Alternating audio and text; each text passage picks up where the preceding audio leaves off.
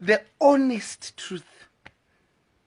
Ana mari passion. Vanhu vane mari ndana strive. Ndana mzani you bet angel. Munoona impact yaanoita mucommunity. Muna strive masiwa impact yaanoita mucommunity. Tane manesi vakanzi takukupai mari na strive masiwa. Nherera dzinofitwa na you bet angel munodziona. Chii chinoitwa na Java? He is just a noisy someone. Skandei chinzukiro tsisi kuti andofunga na Madam Boss anenge wafunga kuti pamwe tikangonziwo chichi na Java tapinda skana. Hapana. Mari inoonekwa nemabasa. Kunzi munhu aita mari inoonekwa nemabasa. Kwete kuti munhu aita mari nekuti nekunyepa kwaanoita kuya hatichazivi kana kuti Lamborghini yaitaura iya kuti ndeyake kana he doesn't have a track record.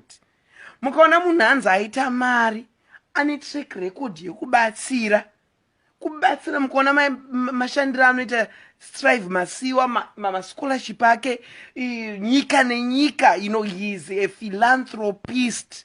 Ndo zvinonzi munhu aita mari. Kwete zvaana Java izvi zvekuti chero iwewe tari iwewe nhengi tarisai handisi kuda kutaura handisi kuda kutuka kana kudii but unofanira kungotozvitsaudzira kuti I rather be kuonza mazuva ano ndanyarara zvangu pane kusikurumise unochaisa anozani mufela unomashayisa chimiro nenyaya yekuti munhu anyone anongoda kungotaura zvako ende vanhu vanenge vachiziva kuti munhu iyeye mune muri mabhururu saka iwewe unototozvidistance kuti please ka inini you what was your role? Your role was to do a live yesterday. Wotonyazotaura kuti I am denouncing. Kwete kungoposta kungonyora zvemapost because pakaitwa video natwabam. Anditi akaita video achiti washaya. So the best response was to do a live show uchitomudhisa. Uchita I am no longer associating my brand with Passion Java. Ndo zvaifana kuitwa izvozvo so that people would have really realized kuti munhu anga aenderera. You understand? But maitira zvakaita it seems as if kuti you know zvazvisina kujeka. When we look at the issue of COVID-19, a lot of people are losing lives because of coronavirus. A lot of people are losing, a lot of family members, loved ones because of the pandemic. So hazvisi zvinhu zvekuti zita rako rinotorwa richitambwa naro. Shona hana okura uya. Hana chachiri chokwadi chekuti Prophet Java or whatever you call yourself, please leave me alone. Ndiri right. And you are not even poor. Even Nengi Madam Boss, I speak with your sister, Dr. Mtisi is my best friend. She tells me everything. You are not poor. You are not poor. You are not poor. And don't go to the Passion Java. Because every assets that Dr. Fungai Mtisi pangava kuenda kunze kwenyika because she's no longer in Zimbabwe. She's now based in Europe.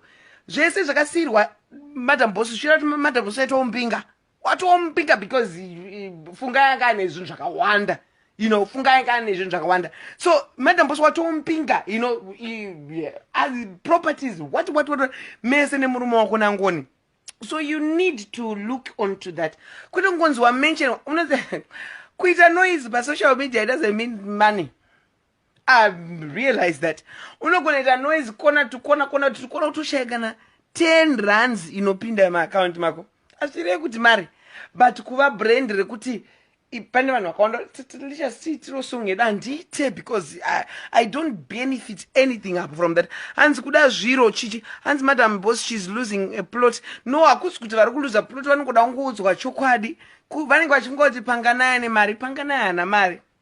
If you see, ndosaka ndichizoona kanonzani maititi ukaona paakaenda kuUK anga aizembera mashoulders nani na anzani prophet woku UK angel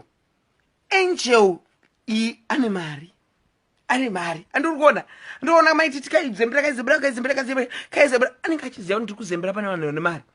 Vana Passion ava they are just empty vessels, and empty vessels they make a lot of noise. And a lot of people are on payroll, yeah, so-called mbinga dzotoita zvadora brand. She needs to protect her brand.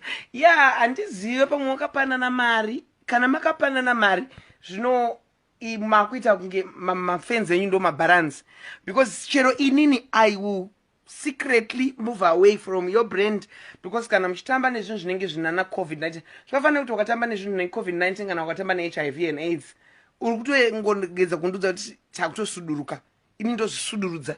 So you have to choose your battles, you have to choose your sides.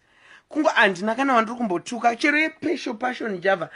He is not a prophet unonzwa wanzi ndikuprofitwa napassion. He is not, he's a comedian. Munhu ari kuda kutotraye kutoitawo zita but hapana mari guys. Vanhu vane mari vanoonekwa nemabasa, vanhu vane mari vanoonekwa netrack record yephilanthropy. Philanthropy kunzi kune nherera dzakadai akaenda kuZimbabwe kujava aingounganidza vanhu muroad. Hapana zvisvinu zvakaitwa, hapana zvisvinu zvakaitwa, hapana zvisvinu zvakaitwa. Kukanzi waita mari, ukaita mari, munhu ane mari haasvika achiita noise, anosvika vanhu vachiguta panzvimbo. Vanhu vanosvika vachatambonzwa naUbert Angel vanosvika muZimbabwe vanoita noise kana paairport kana no. Unongozoona mapicha apa panosiwa chikafu vanhu vangu vakamira maqueue, vanhu vachitora vanhu vanoguta pakasvika munhu ane mari.